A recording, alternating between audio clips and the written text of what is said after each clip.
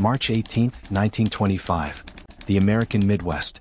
Before we witness the dark, untold true story of the most terrifying, unstoppable monster to ever tear across the American heartland, take a quick moment to hit that subscribe button and like this video.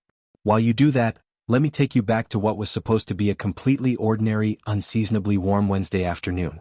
The Great War in Europe was a fading memory, and the rural farming communities of Missouri, Illinois, and Indiana were quietly, peacefully preparing their massive fields for the upcoming spring planting season. Children were sitting quietly at their wooden desks in small one-room schoolhouses, miners were deep underground extracting coal by the ton, and farmers were tending to their livestock under a strange, heavy, and unnatural sky. The air that afternoon felt unnaturally thick, oppressive, and completely still. It was the kind of suffocating humidity that makes your skin crawl and makes it hard to breathe. But there was a deadly secret hiding in that eerie, suffocating silence.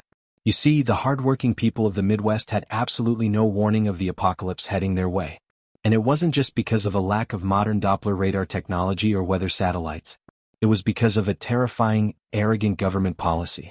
At the time, the United States Weather Bureau had officially banned the word tornado from all public weather forecasts and telegraph dispatches.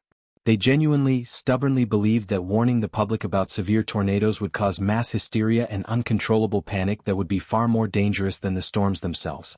Because of this fatal, catastrophic miscalculation by men sitting safely in their distant offices, local newspapers and radio operators simply predicted cooling temperatures and scattered showers for the region. The families of the heartland were left completely blind to the fact that the upper atmosphere was silently, violently combining massive cold and warm fronts. It was creating a relentless, unstoppable monster that would rewrite the history books of meteorology and completely change the American landscape forever. At exactly 1:01 in the afternoon, near the small, unsuspecting town of Ellington, Missouri, the sky turned a bruised, sickening shade of deep purple and sickly green. A massive, churning supercell thunderstorm suddenly dropped a dark, terrifying appendage to the earth. But this wasn't the typical, narrow, cone-shaped funnel cloud that Midwesterners were used to seeing dance across the plains for a few minutes before disappearing. This tornado was so unbelievably massive, so impossibly wide, that it didn't even look like a tornado at all. To the terrified farmers watching it approach over the rolling hills, it looked like a solid, boiling wall of black dirt, churning fog, and completely shredded debris that stretched for over a mile across the horizon. It completely connected the dark, bruised sky directly to the trembling ground. And worst of all, it was moving at an astonishing, unnatural forward speed of over 70 miles per hour. The monster didn't just touch down, it locked onto the earth with a terrifying, magnetic grip and absolutely refused to let go. It began its march of total annihilation across the state of Missouri. The people in its path had absolutely no time to react. Take the harrowing story of a man named John, working his heavy iron plow in rural Illinois. He stopped and wiped the sweat from his brow, looking up to see a massive rolling black wall consuming the entire horizon line. The dark wall moved so incredibly fast that by the time he could hear the terrifying, deafening roar, a sound survivors famously described as 100 heavy freight trains driving straight through their living rooms, the tornado was already upon him. The air pressure dropped so rapidly his ears popped painfully. He frantically whipped his horses, galloping in sheer terror toward his farmhouse to get his wife and children into the underground root cellar. He grabbed them, throwing them down the wooden stairs, and barely managed to pull the heavy wooden cellar doors shut before the sky turned completely black above them.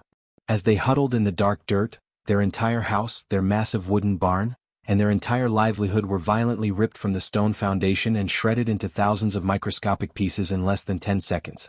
When John and his family finally managed to push the heavy debris off the cellar doors and emerged into the daylight, there was absolutely nothing left. Not just of their farm but of their entire road. Even the grass had been sucked out of the ground.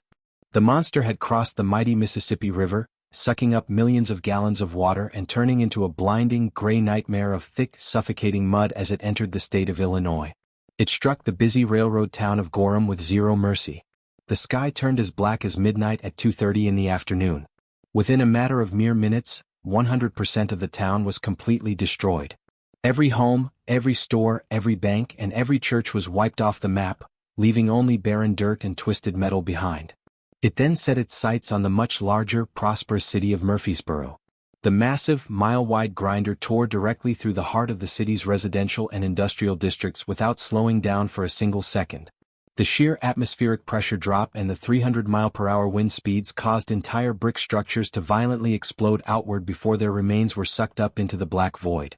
Heavy steel locomotives, weighing dozens of tons, were tossed off their tracks like fragile plastic toys. Massive 100-year-old oak trees were ripped entirely from their deep roots and thrown hundreds of feet through the air like deadly javelins. The devastation in Murfreesboro resulted in the largest death toll for a single city in United States tornado history, with 234 innocent people losing their lives in a matter of minutes. But the nightmare was far from over. The dark wall of debris continued its relentless straight-line march, grinding mercilessly through the towns of Soto and Parish. The tragedy was exponentially compounded because the tornado struck right as children were still inside their afternoon classes. In Soto, the massive brick schoolhouse took a direct, devastating hit from the vortex. The heavy roof was violently ripped off into the sky, and the thick brick walls completely collapsed inward, trapping dozens of terrified children and their heroic teachers beneath tons of heavy, suffocating rubble. Frantic parents, themselves bleeding and severely injured from the flying debris, rushed to the ruins with their bare hands. They desperately tried to dig their screaming children out from the twisted wreckage in the driving, freezing rain that immediately followed the horrific storm. For over 3.5 hours, the monster maintained its continuous, terrifying contact with the ground, moving like a giant, indiscriminate lawnmower. It finally crossed the Wabash River into the state of Indiana, tearing through the towns of Griffin and Princeton, completely leveling entire neighborhoods before the vortex finally, mercifully lifted back into the dark clouds at 4:30 in the afternoon. When the eerie, chilling silence finally returned to the devastated Midwest, the scale of the destruction was completely incomprehensible. But the sheer terror didn't stop when the screaming wind finally died down. In the immediate aftermath, a new horrifying threat emerged from the rubble: fire. As the massive tornado had ripped through the towns, it had overturned hundreds of heavy, coal-burning iron stoves and violently ruptured underground gas lines inside the wooden homes.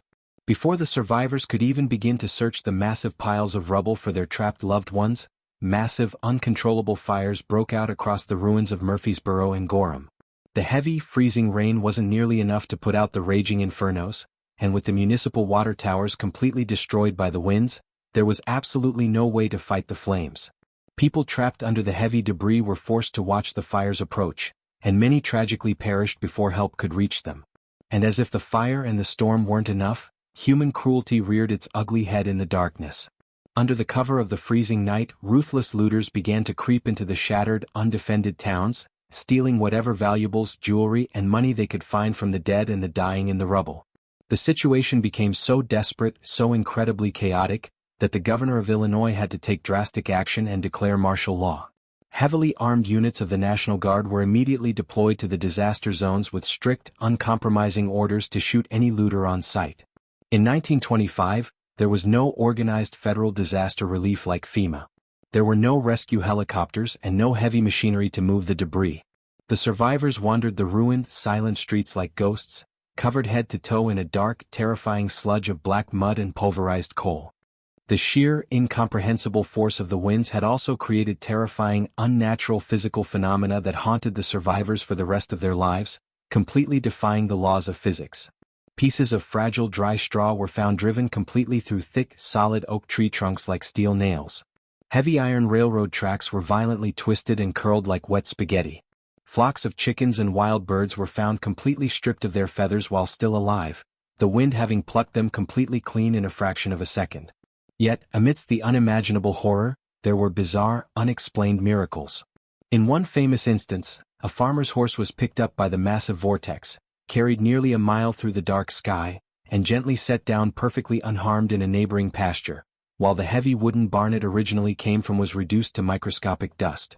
The 1925 tri-state tornado holds the terrifying, undisputed record for the longest continuous track of any tornado in recorded human history, a staggering 219 miles of absolute destruction. It completely obliterated over 15,000 homes and left a heartbreaking death toll of 695 innocent souls. It completely exposed the fatal flaw of the government's arrogant ban on the word tornado, forcing the Weather Bureau to eventually change its policies and begin developing the early warning systems that save countless American lives today. It stands as the single deadliest tornado in United States history, a dark, churning beast that simply refused to stop. Now I turn the question to you.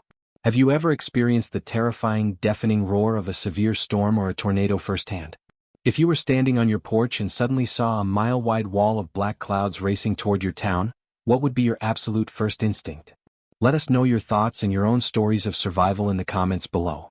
And if you made it this far into the story, thank you so much for watching America Retold. Your history is America's history and we want to hear it.